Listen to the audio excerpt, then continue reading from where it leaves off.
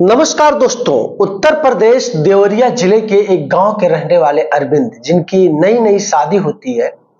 शादी में 8 दिन की छुट्टी लेकर ये पंजाब से अपने घर देवरिया के उस गांव में आए हुए थे। छुट्टी बिताने के बाद ये फिर वापस पंजाब उसी कंपनी में काम करने के लिए चले गए। अब धीरे धीरे करके फोन कॉल्स पे पत्नी से तो बात होती ही रहती थी। फिर पत्नी ने कहा कि मुझे क्या फायदा आपके घर जाने, आप तो सारा जिंदगी लगता है पंजाब नौकरी पे ही बिताने वाले हो। अरविंद ने कहा, पागल ऐसी बात नहीं है, धीरे धीरे करके साल 2 साल एडजस्ट करो, कमाई धमाई अच्छी हो जाएगी, फिर आपको भी लेकर आएंगे, ऐसी बात नहीं है। तो उसकी पत्नी ने कहा, ठीक है देखते हैं। अरविंद भी वहां पे मूड अपना बना लिया यार, कि पत्नी बोल रही है कि क्या फायदा ऐसे लड़के से शादी करना, आप तो वहीं पे जीवन काटोगे। अरविंद ने किसी न किसी तरीके से मैनेज किया, कुछ अपने सैलरी में से कुछ ओवर टाइम निकाल करके धीरे धीरे पैसे को निकालने लगा, कि ताकि उसकी पत्नी जब वो पंजाब में जाए तो महीने का जो भी 4-6-8 हजार रुपये का अलग से खर्चा अरविंद के सर पे पड़ेगा, उस खर्चे को अरविंद वहन कर ले। अरविंद अपने पत्नी को फोन करके कहता है कि ऐसा है, मम्मी पापा से अपने बोल दो कि आना है और मेरे साथ तुमको पंजाब चलना है। ये बात सुनने के बाद अरविंद की वो पत्नी, जो कि कभी 2 महीने पहले नई नवेली दुल्हन हुआ करती थी, अब वो खुशी से झूम गई। अरविंद घर आता है। घर पे आने के बाद उसकी पत्नी भी आती है। 2-4-6 दिन ये अपने गांव में ही बिताते। उसके बाद अरविंद अपने माता पिता का आशीर्वाद लेकर अपने पत्नी को पंजाब लेकर चला जाता है। पंजाब में उसी कंपनी में काम करता था जिस कंपनी में 22,000 रुपये महीने की सैलरी पाता था। अगर ओवर टाइम करता तो उसका पैसा अलग से इसको मिलता। पहले तो 4 दोस्तों के साथ ये एक जॉइंट कमरे में रहता था, जहां महीने का 1,000-1,500 रुपया हिस्सा आता था इसका रूम भाड़ा देने का। अब अरविंद को एक अलग से नया मकान लेना पड़ा, नया कमरा लेना पड़ा। उस कमरे का रेंट था 6,000 रुपया, जो कि अरविंद को अब अकेले भरना पड़ रहा था। धीरे धीरे करके इसी तरीके से सालों गुजर गए। अरविंद कभी घर पे आता, कभी पत्नी को लेकर आता, कभी अकेले आता, इसी तरीके से चल रहा था।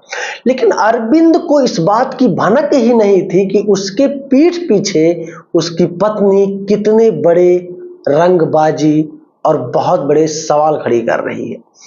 अरविंद जब भी रात में सोता, पत्नी किसी ना किसी तरीके से मोबाइल फोन को निकाल कर ये बहाना बनाकर घर के बाहर बात करने के लिए आती कि कमरे के अंदर नेटवर्क अच्छे से नहीं पकड़ रहा है।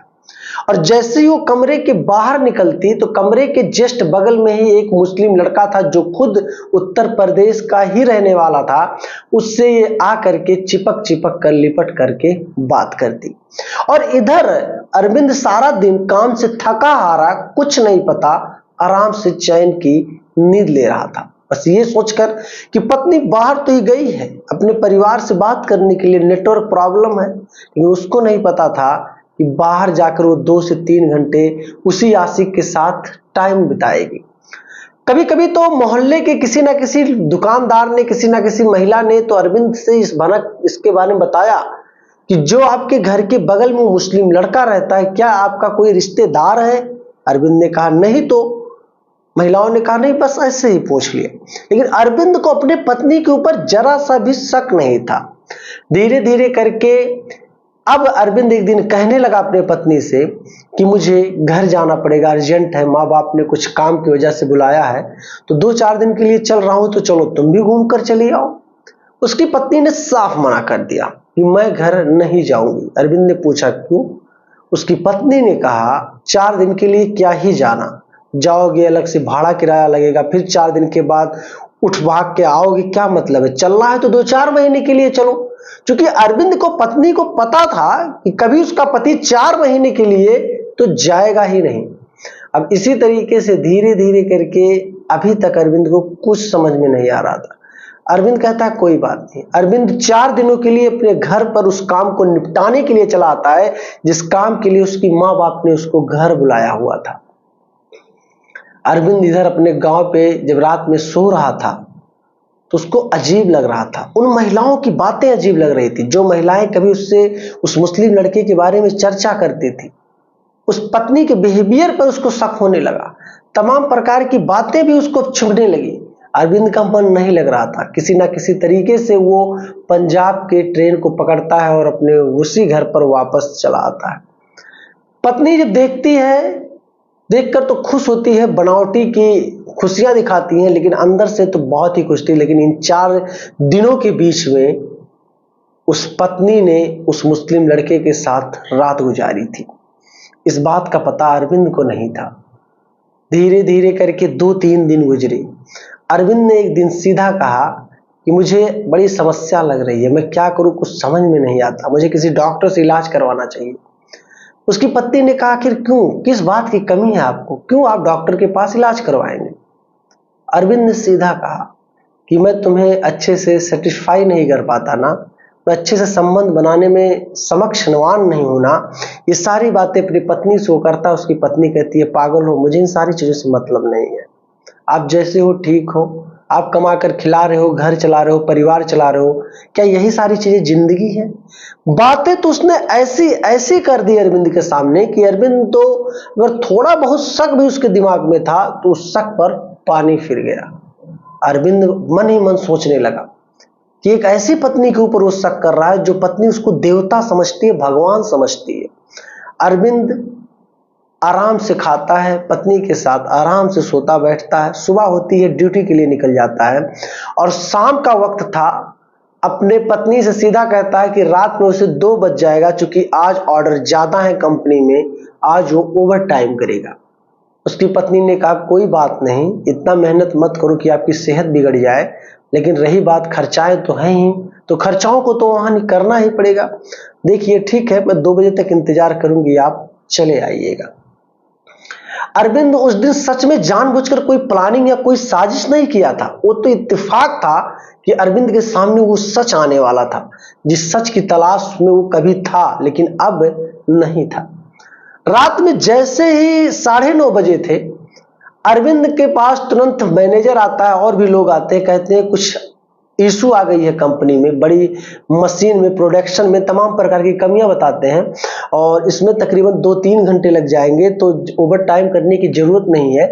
आज रात में वो सारी चीजें कंप्लीट करवा ली जाएंगी, कल सुबह से ही रोज की तरह आप लोग ड्यूटी आइएगा और काम कीजिएगा।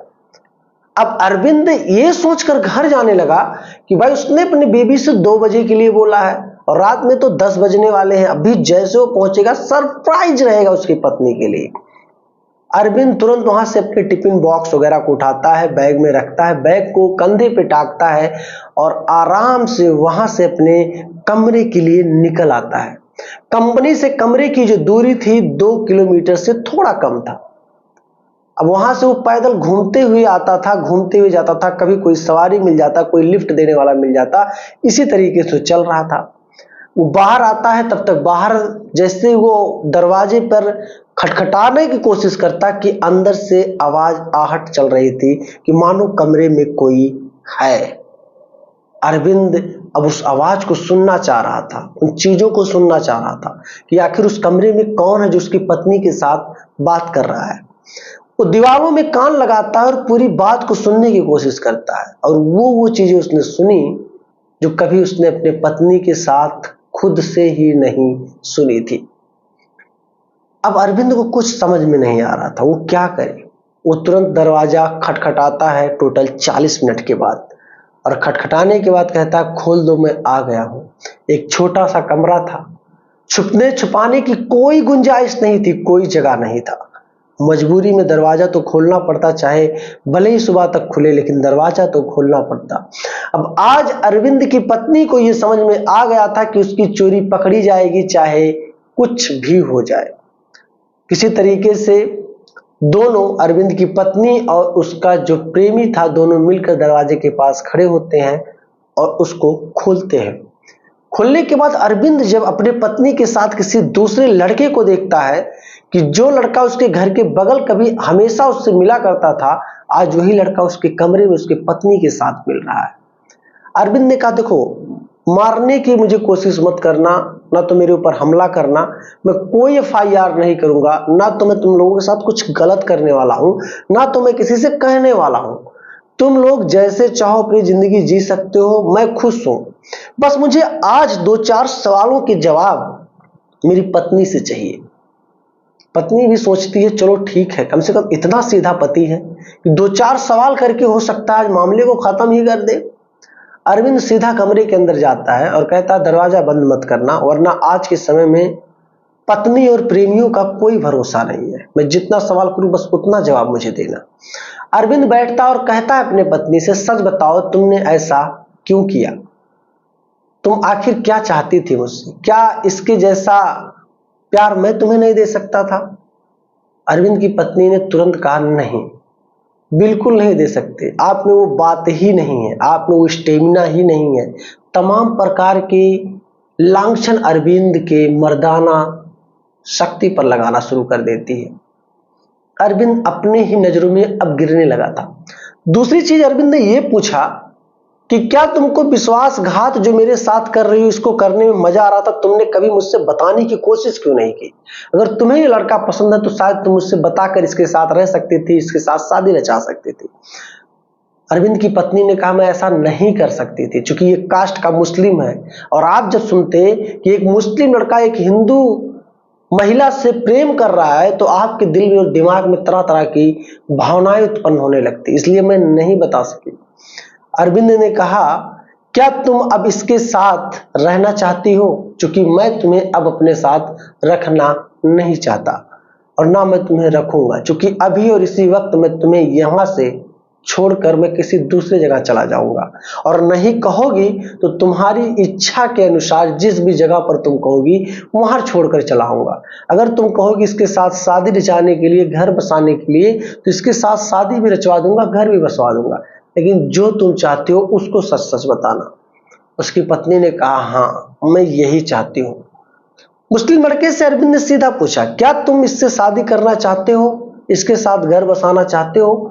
मुस्लिम लड़के ने तुरंत इनकार कर दिया। उसने कहा, मैंने तो कभी शादी की बात की ही नहीं इससे, ये तो बस जानबूझकर मुझे लाइन दे रही थी, तमाम प्रकार की हरकतें कर रही थी, जिससे कि मैं खुद इसके जाल में फंस गया और मैं इसके साथ रहने लगा। सही बात शादी की तो मैं इससे शादी नहीं कर सकता। मैं कल सुबह ही अपना बोरिया बिस्तर बांध के अपने गांव निकल जाऊंगा, मुझे माफ कर देना।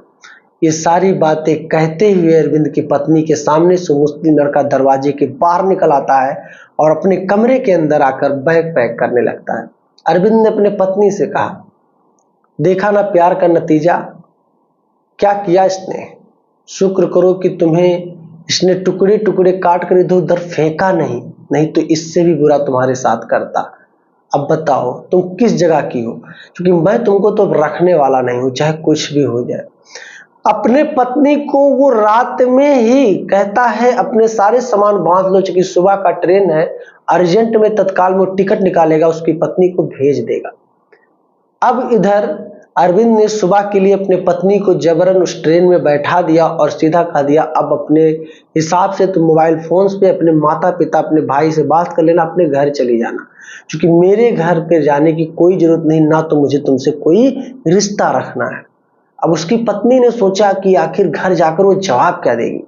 ट्रेन में तो वो बैठ गई, लेकिन उसके पास समझ में नहीं आ रहा था कि इसका जवाब क्या देगी जब वो अपने घर पे जाएगी, कैसे अपने माता पिता को, अपने भाई को सच्चाई के बारे में बताएगी। उसकी पत्नी ने वही प्लान बनाया और वहां से जैसे ही 3 से 4 घंटे ट्रेन में चढ़े हुए हुआ था, सफर करते हुआ था, कि एक दूसरे स्टेशन पर वो उतर जाती है। कि क्या होता है, क्योंकि जिस स्टेशन पे उतरी थी वहां सीसीटीवी कैमरा में उसका रिकॉर्ड पाया गया। उसके बाद से उसका कोई पता नहीं, वो कहां गई, किस हालत में है, किस जगह पर है, किसके पास है, कुछ भी पता आज तकरीबन 3 महीने हो गए, कुछ भी पता नहीं चला। हालांकि पुलिस छानबीन कर रही है, मामले की जांच चल रही है, आखिर उस महिला के साथ हुआ क्या दोस्त, क्या हो सकता है, एक बार कमेंट जरूर करना। वीडियो पसंद आई हो तो लाइक करना, चैनल पर नए हो तो सब्सक्राइब करना और इस कहानी को बारीकी से ध्यान से समझना और अपना ओपिनियन कमेंट बॉक्स में जरूर कर देना। मिलूंगा जल्दी। जय हिंद।